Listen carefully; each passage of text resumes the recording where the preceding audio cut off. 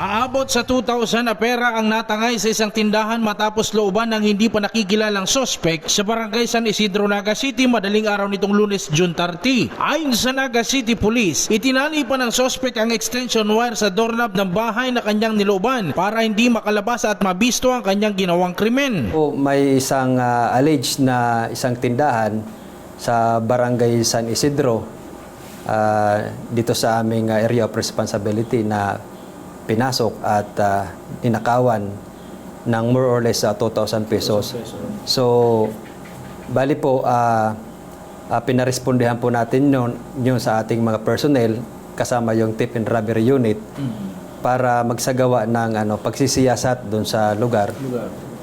Ngunit sa pag-iimbestiga ay ayaw nang magpatuloy ng isang nitong complainant na pagpatuloy pa yung pagko-complain or pag-iimbestiga at ayaw nga dito magpa-record sa aming himpilan.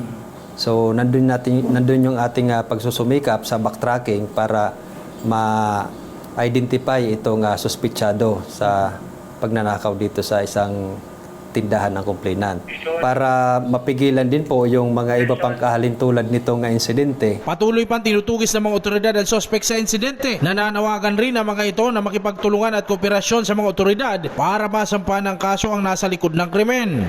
Yun po yung ating panawagan sa mga residente dito sa nasasakupan natin na palagi pong makipag-ugnayan at makikooperate kung may kahalintulad mang ganitong pangyayari sa aming himpilan para po makapag-imbestiga po kami ng maayos at tama para po ma-identify natin yung suspitsado dito. Nagkakaroon po ito ng disadvantage kasi yung suspect po dito, katulad nito na nai po sa Facebook na nagiging aware po yung suspect para maging alerto siya at hindi po siya lumantad. Doon po nagkakaroon tayo ng pahirapan sa pag-identify at pag-backtracking sa suspitsado.